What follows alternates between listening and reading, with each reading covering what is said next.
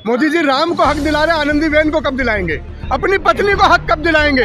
अपनी पत्नी को जो हक नहीं दिला पाए वो राम को हक दिला। अब राम भी डरने लगे हैं कि मैं किसके हाथों से अवतरित हो गया प्रभु। राम जी खुद पर गंगा जल छिड़क रहे थे आज कि मुझे बचा लो, मैं आज भागा हो गया। प्रधानमंत्री दिवाली कह देंगे तो मैं दिवाली मना लूं, प्रधानमंत्री कह लें मैं करवा चौथ है तो मैं करवा चौथ, प्रधानमंत्री कहें आज दशहरा है तो मैं रावण फूंक दूं, प्रधानमंत्री कहें वाल्मीकि जयंती है तो मैं वाल्मीकि। तो पत्नी को छोड़ के भला कौन पूजा यज्ञ में जाता है? ये भी आज कर दिया साबित मोदी। सनातन धर्म का आज कहीं पे कत्ल हुआ है तो वो वहाँ पर हुआ। मोदी जी ने राम से बस एक ही बात सीखी है, पत्नी को कैसे छोड़ दिया जाता है। मोदी जी ही तपस्वी हैं, मोदी जी ही वैज्ञानिक हैं, मोदी जी ही फोटोग्राफर हैं, मोदी जी ही नेता हैं, मोदी जी ही भक्त हैं, मोदी जी ही ब्रह्म ऋषि। 2014 के बाद एक बीमारी फैली है देश में, मोदियाबिंद।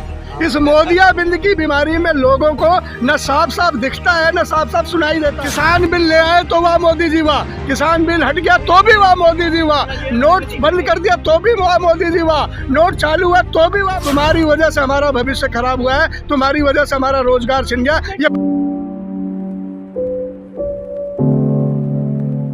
देखिए, ये डरे हुए बौखलाए हुए खौफजदा लोग हैं जो राहुल के न्याय पथ से डर गए हैं, सहम गए हैं, और सहमे हुए लोग पीठ के पीछे से वार करते हैं। यही बीजेपी की कायराना हरकत है जो आज राहुल गांधी न्याय के पथ पर बैठकर लोगों को न्याय की एक राह दिखा रहे हैं, न्याय का भरोसा दिला रहे हैं। और न्याय पथ पर बढ़ते हुए राहुल गांधी के काफिले पर ये कायराना जो वार हो रहे हैं, इससे राहुल गांधी डरने वाले नहीं। इन्हें पता नहीं है कि राहुल की रगों में राजीव गांधी जी का लहू है, इंदिरा गांधी का लहू है, और ये लहू है जो देश के लिए बलिदान हो गया, देश के लिए अपने प्राण दे दिए। राहुल जैसा आपने देखा ही था, वो दृश्य आपने देखा कि कुछ लोग डंडे और झंडे लेकर आए और नारे लगाने लगे। जैसे राहुल गांधी ने बस का दरवाजा खोला, एक शेर के आते जैसे गीदड़ भाग जाता है, वैसे वो गीदड़ों की जमात भाग गई और शेर मुस्कुराता हुआ फिर वापस आ गया। राहुल गांधी आज के शेर हैं। मैं तो गर्व से कहता हूँ कि आज का राम राहुल है नाम। जैसे राम जी वन वन में भटक के जन जन को जोड़ रहे थे, आज राहुल गांधी उसी रूप स्वरूप में वन वन भटक पच पच चलकर लोगों को अपने साथ जोड़ रहे हैं, हाथ को मजबूत कर रहे हैं, लोगों में भरोसा दे रहे हैं। राम कह रहे हैं, बीजेपी कह रही है कि राम भक्तों से चिढ़ रहे हैं, नारों से चिढ़ रहे हैं। राहुल गांधी एकदम परेशान है। राहुल गांधी के पिताजी ने, राम जी कारागार में थे, राजीव गांधी ने उस कारागार को खुलवाया था। वो ताले अगर खुले थे, राम बाहर हुए थे, आज़ादी की सांस रामलला को पहली बार मिली थी तो राजीव गांधी जी की वजह से मिली थी। रामलला उस दर पे नहीं थे। जब उस दर पर स्थापित कराने की बात आई तो पंडित नेहरू ने, वहाँ प्रधानमंत्री थे देश के, उन्होंने रामलला को वहाँ रानी जी के यहाँ से लाके स्थापित कराया। रामलला जी को स्थापित नेहरू जी ने कराया, कारागार राजीव जी ने खुलवाया, और कहते हैं राहुल डर जाएंगे। अरे मूर्खों, राहुल के नाम में आधार रा है। वो राम से डरने वाले हैं क्या? वो राम के साथ है, राम के भक्त हैं, और राम जी का आशीर्वाद राहुल जी पर बरस रहा है। और ये बताएगा 24 का चुनाव कि वो लाल किले की प्राचीर से तिरंगे को फहराते हुए नजर आएंगे। हिमंता बिस्वा शर्मा कह रहे जेल में डाल देंगे राहुल गांधी को, वायलेंस लाने के केस में। जेल में महात्मा गांधी भी रहे, इंदिरा गांधी भी रहीं जेल में, नेहरू जी तो सबसे ज़्यादा जेल में रहे। ये जेल और कारागार बने ही कांग्रेस के लोगों को दबाने और डराने के लिए। लेकिन कब कौन सा नेता डरा है और कब कौन सा नेता सहमा है? जेल के ताले टूटेंगे और राहुल गांधी निकलेंगे। ऐसे भी नारे बुलंद होते रहेंगे। ना जेल के सलाखें हमें डरा सकती हैं, ना इन गुंडों की भीड़, ना इन पाखंडियों का दल, ना इन लोगों की बातें। राहुल गांधी अपने आप में एक चमकते हुए सूरज की तरह है जो न्याय के चक्र को लेकर आगे बढ़ रहे हैं, और उम्मीद है राहुल जी के पथ से न्याय का पथ भारत के लिए प्रशस्त होगा, ऐसी मैं मनोकामना करता हूँ। देश का माहौल खराब कर रहे हैं राहुल गांधी। हाँ जी, देश का माहौल खराब कर रहे हैं राहुल गांधी। कौन कह रहा है? हेमंत बिस्वा शर्मा। हेमंत बिस्वा शर्मा ने मणिपुर में नहीं देखा? जब मणिपुर में बेटियों की नग्न परेड हुई महाभारत काल के बाद, एक धृतराष्ट्र राजा था अंधा, तब बेटियों का इस तरह से नग्न हुई थी, और अब एक अंधा राजा जब देश में है तो नग्न परेड हुई है। जहाँ नग्न परेड बेटियों की हुई उस देश में उन्हें वहाँ माहौल नहीं दिख रहा। 56 इंच का कोई गुब्बारा वहाँ नहीं पहुँचा। कहने को डबल इंजन सरकार थी, एक व्यक्ति वहाँ पहुँचा नहीं कि बेटियों के जख्मों पर मरहम लगा पाए, उनसे माफ़ी मांग पाए। न वहाँ का मुख्यमंत्री गया, न प्रधानमंत्री गया, न बीजेपी के बड़े नेता गए। गए कौन है? राहुल गांधी। और आज न्याय की यात्रा की मसाल भी जो है वो मणिपुर की दस्तक से निकली है। मणिपुर टू मुंबई ये बताता है कि न्याय के लिए राहुल गांधी तैयार है, न्याय के पथ के लिए तैयार है। कितनी कुंठा रखेंगे प्रधानमंत्री से? आज तो पूरा देश दिवाली मना रहा है, आप लोग प्रदर्शन कर रहे हैं, बताइए। आज दिवाली है?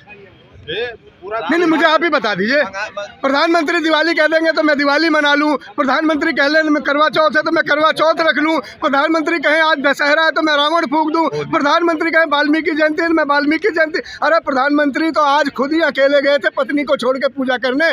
जीवित पत्नी को छोड़ के भला कौन पूजा यज्ञ में जाता है, ये भी आज कर दिया साबित मोदी जी ने। चारों शंकराचार्य आज मोदी के खिलाफ है। आप देख लीजिए, धर्मराज सनातन धर्म का आज कहीं पे कत्ल हुआ है तो वो वहाँ पर हुआ है। मैं तो सोच रहा था मोदी जी आज अपनी पत्नी को लेकर आएंगे, क्योंकि नल नील की तरह उन्हें सिर पर पत्थर तो ढोना नहीं था, न पुल बनाना था, न कहीं जाके समुद्र को पार करना पड़ता। मैं वही कह रहा हूँ, न कहीं समुद्र पर पार करना था, न कोई राम सेतु बनाना था। वही आनंदी बहन तो वहीं गुजरात में घूम रही थी, लेके आते नारियों को सम्मान देते, अपने वाम अंग बिठाते। आज भारत की नारियां भी गौरवान्वित होती और कहती देखो मोदी जी ने नारियों को इज्जत दी है, अब पत्नी को सम्मान दिया। लेकिन आज राम के दरबार में भी नारी को सम्मान नहीं मिला। मोदी जी ने राम से बस एक ही बात सीखी है, पत्नी को कैसे छोड़ दिया जाता है। तपस्वी आदमी को कौन तपस्वी? पिछले 10 दिन से तिलक लगा लेने से कोई तपस्वी हो जाता है? तिलक लगाने से कोई तपस्वी हो जाता है ना? 10 दिन से नंगे पैर हैं और चप्पल पहने घूम रहे हैं। तपस्वी है मोदी जी, मैं कह रहा हूँ वही तपस्वी हैं, वही देखिए मोदी जी ही तपस्वी हैं, मोदी जी ही वैज्ञानिक हैं, मोदी जी ही फोटोग्राफर हैं, मोदी जी ही नेता हैं, मोदी जी ही भक्त हैं, मोदी जी ही ब्रह्म ऋषि हैं। और उनको जेपी नड्डा तो ये भी कहते हैं वो नरों के ही देवता नहीं, सुरों के भी, भगवानों को भी देवता हैं। यही वजह है कि वो सुरेंद्र हो गए, नरेंद्र से सुरेंद्र कर दिया जेपी नड्डा ने, और राम जी को छोटा सा बना के मोदी जी उनको उंगली पकड़ के चला रहे थे। यही दम है, यही पाखंडियों, यही ढोंगियों का दम है जो गुब्बारा मोदी जी का फूलता जा रहा। मुझे लग रहा है अब तो 56 इंच से 156 इंच हो गया होगा आज। विष्णु के अवतार भी है, चंपत राय कह रहे हैं। क्या है? विष्णु के अवतार है चंपत राय, उनकी आरती उतारे भैया, उनकी आंखों में चश्मा लगा और उस चश्मे से विष्णु दिख रहे हैं। हमारे को मोतियाबिंद नहीं हुआ। 2014 के बाद एक बीमारी फैली है देश में, मोदियाबिंद। इस मोदियाबिंद की बीमारी में लोगों को न साफ साफ दिखता है, न साफ साफ सुनाई देता है, न साफ साफ बोल पड़ते हैं। हर बात पे वो एक ही बात बोलते हैं, वाह मोदी जी वाह। किसान बिल ले आए तो वाह मोदी जी वाह, किसान बिल हट गया तो भी वाह मोदी जी वाह, नोट बंद कर दिया तो भी वाह मोदी जी वाह, नोट चालू है तो भी वाह मोदी। ये जो जनरेशन है वाह मोदी जी वाह मोदी। इनके बच्चे पूछेंगे इनसे, पापा जब हम बड़े हो रहे थे तो तुम पोस्टर चिपका के झूठे ही वाह मोदी जी क्यों कर रहे थे? तुम्हारी वजह से हमारा भविष्य खराब हुआ है, तुम्हारी वजह से हमारा रोजगार छिन गया। ये बच्चे पूछेंगे अपने अपने बाप की गिरबान पकड़ के जो मोदियाबिंद के शिकार है उनसे। मोदी जी ने राम को हक दिला दिया, रामलला ठाट में थे, उनको वहां पहुंचा दिया मोदी जी ने। तो मोदी जी राम को हक दिला रहे, आनंदी बेन को कब दिलाएंगे? अपनी पत्नी को हक कब दिलाएंगे? अपनी पत्नी को जो हक नहीं दिला पाए वो राम को हक दिला देगा।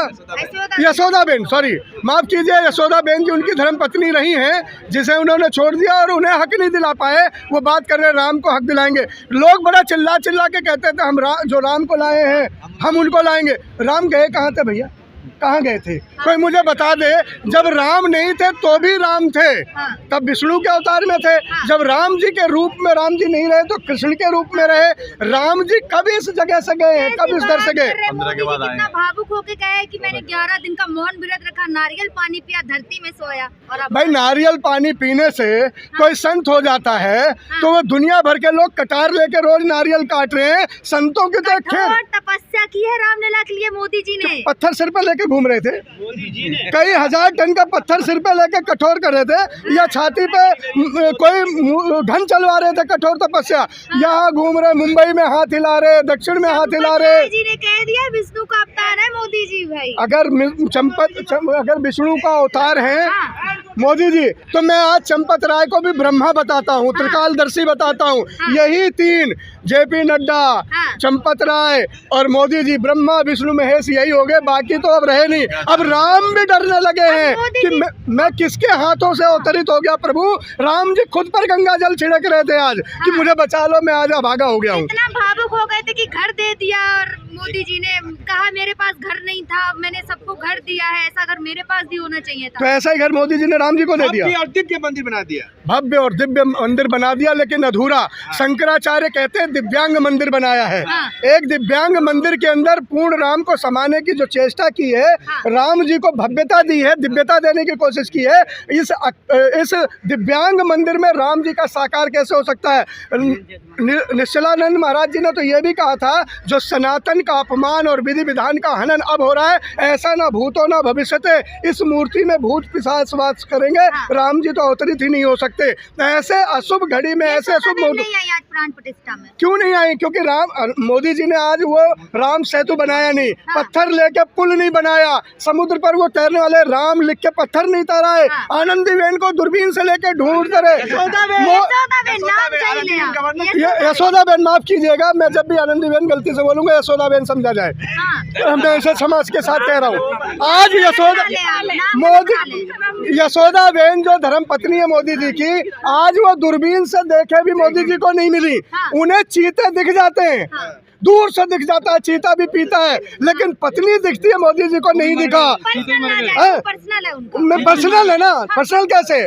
राम मंदिर पर्सनल है।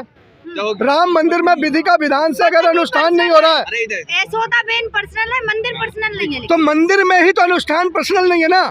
जग जाहिर हो रहा है ना कि वो सम्मान समाज के लिए। अगर अनुष्ठान विधि पूर्वक नहीं हो रहा है तो ये अनुष्ठान नहीं हो रहा है, ये समझ लीजिए आप। मैं कहता हूँ कि जब रावण ने राम जी के सेतु बंधु रामेश्वरम की स्थापना की और वहाँ वो पुरोहित रहे, रावण ने भी सीता को लाके राम के बगल में बिठा दिया, मोदी अपनी पत्नी ही नहीं ला पाए। आज पूरा देश देख रहा था, गर्व से देख रहा था। आज आधी आबादी को मोदी जी पूरा न्याय देंगे, अपनी पत्नी को बगल में बिठा के राम जी की आरती उतारेंगे। रामलला से आशीर्वाद ले रहे थे मोदी। अरे अकेले क्यों लेटे? अकेले क्यों लेटना था तो अपनी पत्नी के साथ भी लेटते। धर्म कर्म विधि विधान के साथ राम जी का अवतरण होता। एहसान कर दिया राम पे, राम जी पर लेट के एहसान कर दिया कि मैं तुम्हारा लेट के तुम्हारा चरण छू लिया। अब राम जी तुम्हारे ऊपर मैंने एहसान कर दिया है, अब तुम जुग जुग जियोगे क्योंकि मैं लेट गया हूँ तुम्हारे आगे। क्या चल रहा है यार?